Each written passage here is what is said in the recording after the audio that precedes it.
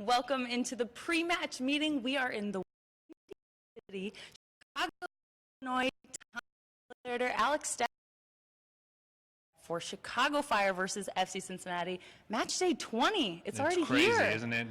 Past the halfway mark, and now working our way through the second half on the road yet again, because that's the way this season has gone so far. A lot of road trips in the early parts of the season. But look at it, we're in a haunted room here in Chicago. We've changed it up. We've done poolside, we've done indoor, outdoor courtyards. We have not done a haunted room, and so first time for everything. Alex, are you scared? I'm not scared, but I think we're going to have a guest ghost join us at some point in the show. We'll see. I like that. Well, it might be a camera guy behind us making little ghost noises or someone, but I don't know. It could be exciting. Yeah, for sure. So before we dive into FC Cincinnati's match, we're going to tell you some social media yesterday. Rose Lavelle, since he's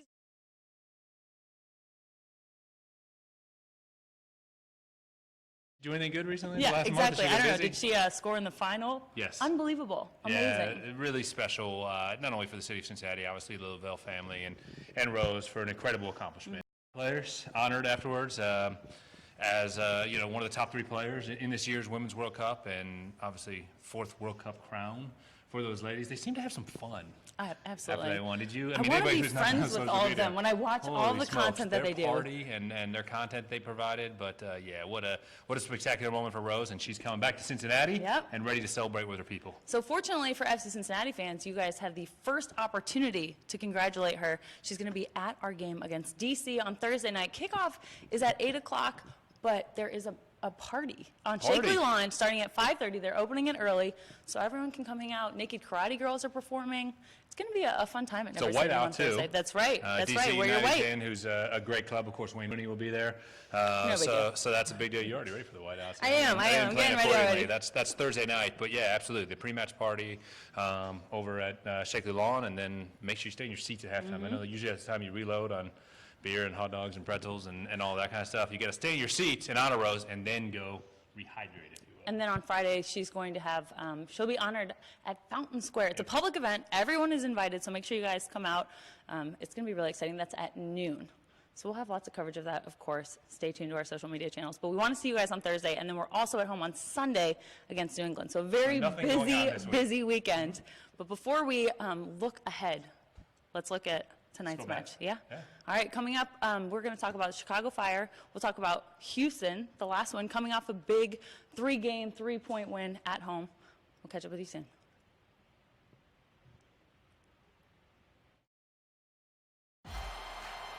Pandemonium in the Queen City. FC Cincinnati. Throws back. 2-0 Cincinnati. DC United.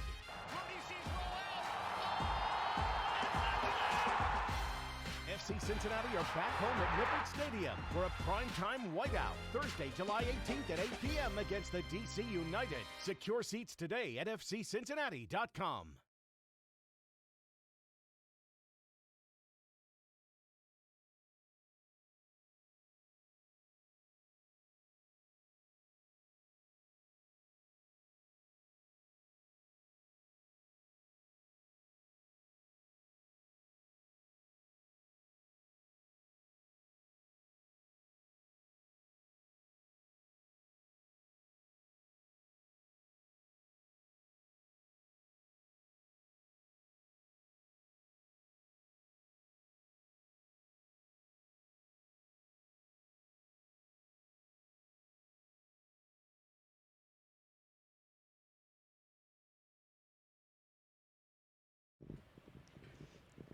Ooh. Ghosts in a haunted room here in Chicago. Watch out, Alex. Welcome back into the pre-match meeting. FC Cincinnati are going to host DC United on Thursday. Wanted to give you guys one more tidbit about that whiteout.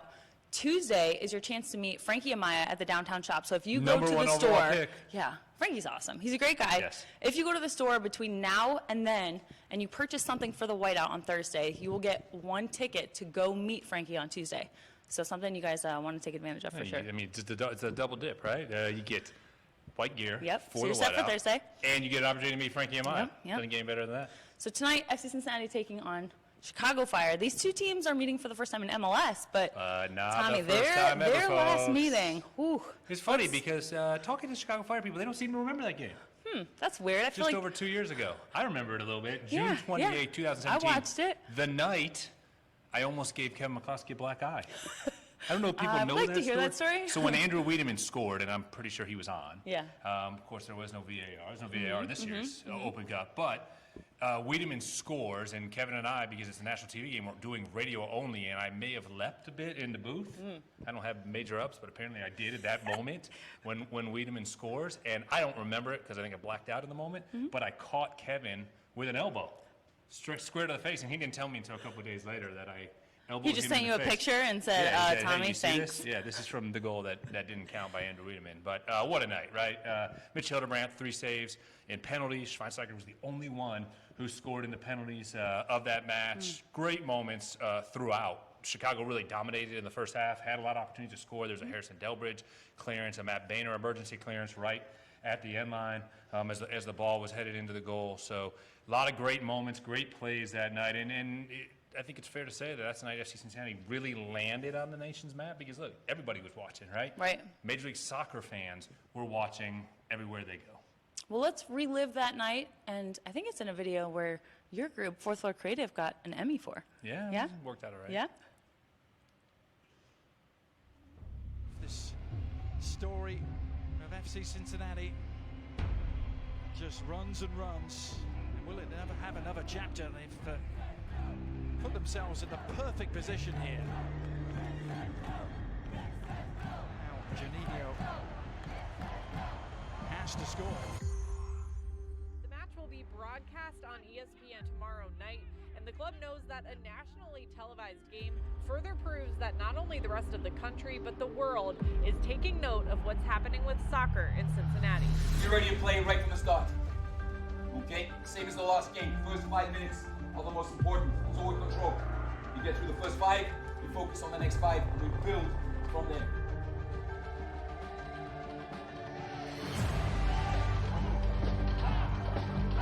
I just hope that we aren't turning down, and I say we as Major League Soccer, environments like this, because this is something we've never seen in this country. You have to go out and outwork the player you're playing against. You have to go out and outsmart the player you're playing against.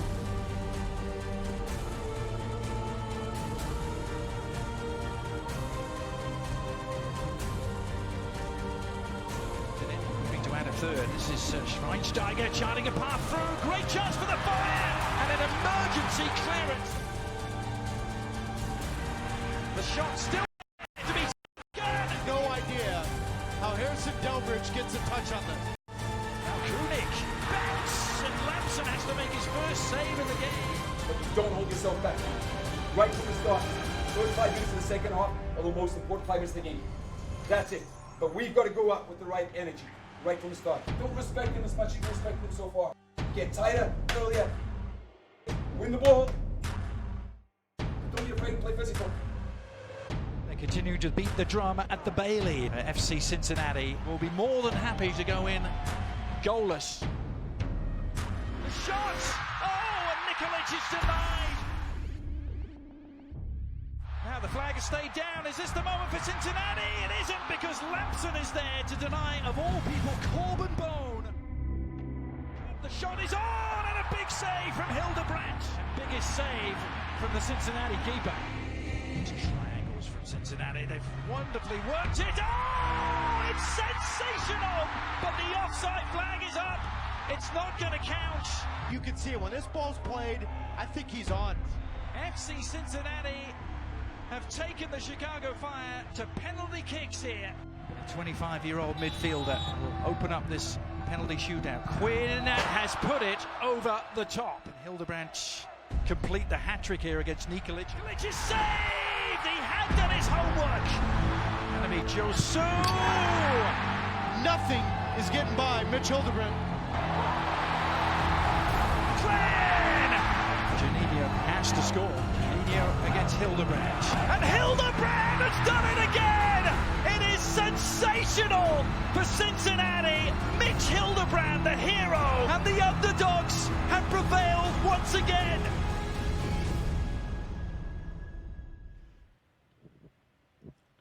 What a night that resulted in a black eye for Kevin Yeah. McCloskey. Incredible memories for everybody except for Kevin McCloskey's black eye. But it was, I remember when we signed off and Kevin kind of sat down in the seat and he just sat there for 5 minutes, like didn't know what to say anymore. It was truly remarkable, and it was Taylor Twellman's words on the national broadcast, and he said, and they got used in that video and got used over and over again as, you know, we made the push towards Major League Soccer in the bid last year, was that he said, look, and I'm paraphrasing, if we are Major League Soccer and we are overlooking Cincinnati, we're making a major mistake. And so I really think that was the night. You know, it was after that, then the delay and the eventual win against Miami in the quarterfinals to set up that epic semifinal against Red Bulls, which still in my memory, despite the fact that it ended up being a loss, was an amazing night, I think, for the club. But that's when Don Garber first attended a match at Nippert Stadium and sat in the stands and experienced the atmosphere for himself. So that win against Chicago propels all of these pieces. And it's not to say that a loss that night doesn't mean we're not sitting here right now getting ready for a first Major League Soccer match against the Fire, but it certainly was a big piece of the puzzle. A huge, huge factor in this. And they're facing Chicago once again tonight. Obviously, the Fire look like a completely different team now. They've added some attacking pieces this year that I think have helped them. You've got CHIvCIN, who's incredibly Fantastic strong. year. Yes, Yeah. he's great in the box, excellent hold-up play. He's got 8 goals, 2 assists in 19 games played. Yeah, he's been very, very good. A big forward at 6'1". You know, it's funny, and Kevin and I were talking about it last night. You know, as the rumor mill turns, and obviously with the transfer window now that opens, like there was rumors that FC Cincinnati was looking at CHIvCIN, and I don't know if that's factual or not over the offseason, but he ends up in Chicago in that trade coming on from Philadelphia. Boy, has that investment paid off for the Fire with 8 goals. He's been a huge part of their success this year, and really their strength has been at home. And they have Nicolas Gaitan also as their number 10 underneath him, who's been incredible for them this year. He's going to look to find wingers in 1v1 situations, something FCC have to look for. And Alexander Katai, I think he's one of their biggest playmakers as well, one that FCC will have to watch for in transition. Like, he also likes to take players on 1v1. So I think we'll see Chicago's forwards kind of drift wide, like to come from the outside. And obviously the wingers are dangerous as well. When you talk about Gaitan being, you know, the prototypical 10, right? That's exactly what you want from your playmaker in that role. He has 8 assists this season. He's added a few goals, three goals this season. One of them was a game winner, and, you know, they spent some money to bring him on, and that investment's paying off as well. And Jordy Mihailovic, he just came back from Correct. the Gold Cup with the U.S. men's national team. More of a box-to-box player, but can turn the ball over, put pressure on him. So he's been strong for them as well. And then, of course, our other Przemysław Frankowski for them, their Polish guy. He's fast, 1v1, serving crosses into the box. Yeah, it's funny to see another Przemysław involved, and it's interesting as I talk to different broadcasters before games all season long. You know who has played the Fire, because they don't ask for TT's first name pronunciation. Everyone else, that's literally the first name they go to and say, all right, number 22, the goalkeeper, how do I pronounce his first name? And I'm like, hey, don't you want to know about Titan? Like, oh, no, we played the Fire last week, so I got that one covered. So, yes, two Przemysławs going to be out there tonight. And an area where I think FCC can kind of take advantage of that is their wingers or fullbacks are going to defend man-to-man. So if FCC can switch the ball quickly, they're going to be vulnerable in transition. Yeah, I think so. And FC Cincinnati, obviously, you should have loads of confidence coming off 3 goals scored last week. And I think it certainly sets up great opportunities. The difficult part for the Orange and Blue, I think, is how good Chicago has been at home. SeatGeek Stadium has been a fortress, and really, when you look at the Major League Soccer formula, and we talked about this in the preview, you win at home, you get your points and your result at home, and then you go on the road and see what you can scrape out, and it should set you up for, you know, playoff contention in this league. If you want to win the supporter shield, you better get some results on the road, but they haven't done much on the road, and they've been very, very good at home. 8 straight without a loss, including a big win the last time they're home. They're 5-0-3 across those 8 matches, and it's certainly a big part of the reason they're having a good year.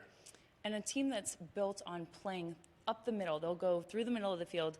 Bastian Schweinsteiger, they don't have him tonight. They'll still have Dax McCarty, other guys that can fit into that role, but that's going to be a key in limiting them to play balls up through the middle. Yeah, no doubt. Bastian, you know, a legend in this game, and he has 19 starts this year. He also has 8 yellow cards this year, so he's suspended for this match, so we know we will not see him. We did see him at Nippert in that match 2 years ago that we already talked about, and it's a big question because he's been playing on the back line. He's been playing at center back, probably part of the reason that he has 8 yellow cards in 19 appearances. But, you know, as Chicago looks at their roster now, the big question is how do they rearrange, because they have some interchangeable pieces, much like Johan does, that could play at fullback or at center back, is how does he arrange his back line without Bastian and who leads them defensively? And we're going to talk about FC Cincinnati in our next segment, looking back at the win over Houston, what they did to get that win. And one of the things Johan talked about was defending forward, being on the front foot. He said they did a great job of it in the first half, but the second half, they kind of sagged back. Yeah. So I think, especially against Chicago, that's going to be important. Yeah, no, there's no question. You saw the success of it in the first half. It created a lot of opportunities. FC Cincinnati was dominating that match. You're right. Houston came out and they took control of some of the game in the second half. Fortunately, Victor Ulloa's shot ends up going in and it ends up at 3-2. But you got to build off that and look, in the first 45 minutes against Houston, that strategy played out very well. And I think as a club, you have to be confident about the results you got from it.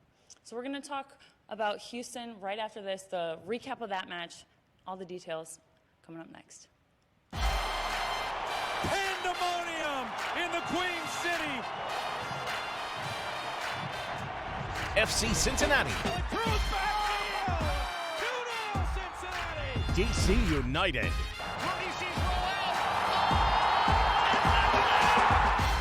FC Cincinnati are back home at Nippert Stadium for a primetime whiteout Thursday, July 18th at 8 p.m. against the DC United. Secure seats today at fccincinnati.com.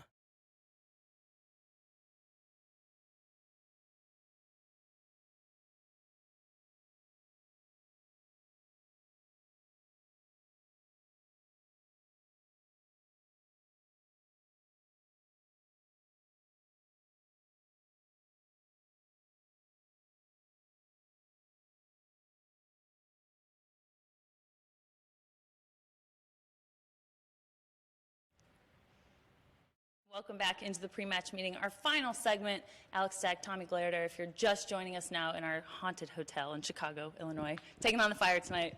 Yeah, Exciting. big opportunity, right, for FC Cincinnati. You get the win last week at home. You pick up 3 points, much-needed goals, much-needed confidence for this club. And now you're on the road against a Chicago team, 5-8-7 on the year. Like I said, they've been very good at home. Can you end that 8-match unbeaten streak at home for the Fire? Certainly plenty of opportunity for FC Cincinnati in this one tonight. You talked in the last segment about Johan having the opportunity to interchange different fullbacks for FCC. Well, something they did different last weekend was the midfield. Yeah. The midfield three. You have Leo Bertone as the 6, and then Frankie Amaya and Alan Cruz as the 2 number 8s. And I thought it worked.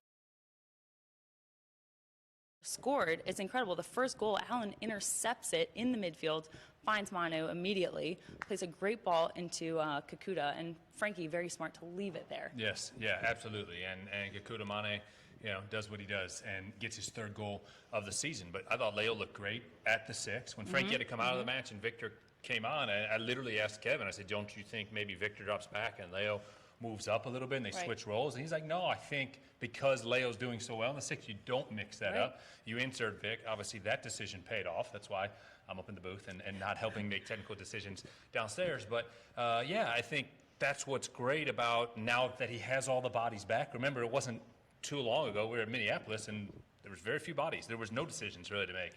The starting lineup was pretty easy to figure out because there wasn't anybody else available to start for the most part. Now he's got these interchangeable parts, and he has Alan Cruz back involved, and he played really well, and he has Leo Bertone, and he has Frankie Amaya, and he has Caleb Stanko, and all these other players that can mix around. And Leo Bertone, you look at it, and it's a big advantage for Johan.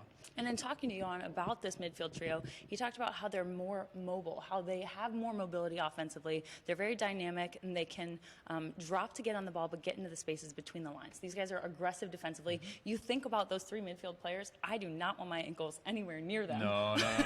And Dangerous that's what he tacklers. needs, right? That he needs that support in what FC Cincinnati is trying to accomplish. Those 3 guys have to be able to help in attack, but they got to be able to get back and stop the counter the other way from their opponent, and I think they've accomplished that so far. They're very proactive defensively. And then Rashawn Dolly.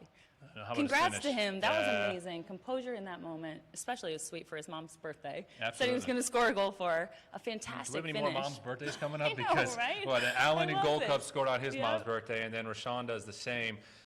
This week, so we gotta map out these birthdays and see who's up next to score a goal. But yeah, what a great finish for his first Major League Soccer goal, first Quinnipiac Bobcat to get a goal. So very exciting moment for him, no doubt, and a little bit of growing up moment too, right? Because he's had some decent balls through that he hasn't finished, and probably beat himself up a little bit for. But he's worked really, really hard in his 3 starts, and I think we'll continue to see success from him when he is on the pitch. And he's the one who changed the speed of that play. Yeah. 22 passes in the build-up to the goal, but it doesn't really change until Rashawn plays that ball. He switches on, and that's a great example of what FCC can do when they're patient, then change that speed of play, attack the space forward, and make something happen in the final third. And, of course, Matt CHIvCIN, not surprising at all, going into a huge tackle to stay with the play and make something happen there. Well, and credit to the official, too, for not stopping play, letting the advantage play, because it's not always that case. It's a split-second decision he has to make, because once he blows the whistle,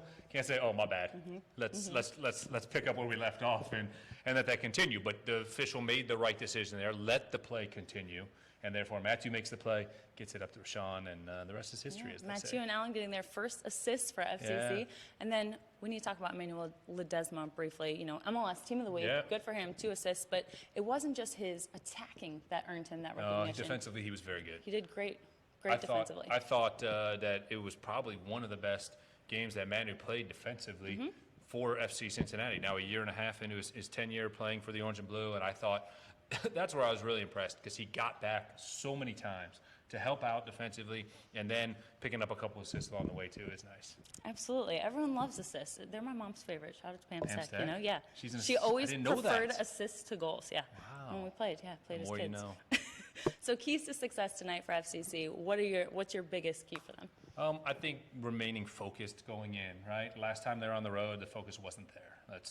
Let's call it what it is. And that was the case at Minneapolis. They came out and the focus was great. It was like a whole different mentality in the match last week at home. And so that certainly helps when there's a big crowd at home. But you had a great result. You have the confidence from that result. You have everybody back now for the most part, right? You got plenty of options as far as the starting lineup is concerned and everything else. So make the best of that. This is an opportunity against a Chicago team that's been up and down, but they've been more up at home. But they're missing their leader, right? Bastian Schweinsteiger will not play. They got, a player back from the U.S. men's national team, so that's certainly going to provide a boost. But they're coming off a loss. You're coming off a win. Make the most of that. Absolutely. Well, tune in tonight. It is at 8 o'clock Eastern, 7 o'clock local here in Chicago. It's at SeatGeek Stadium. Of course, there's a watch party at Wings and Rings if you're back in Cincinnati. I want to thank everyone on our staff today, who's amazing, who helped us out. I heard a ghost sneeze in that last segment. Sneeze, yeah. I mean, there was something. I just want out. I'm not a big haunted house kind of guy. So this haunted room, enough. Enough's enough. So for Robbie, Shiz, Liz, Tommy, and myself, thank you so much for tuning in. Make sure you catch the match tonight, and we'll see you next week for 2 home games.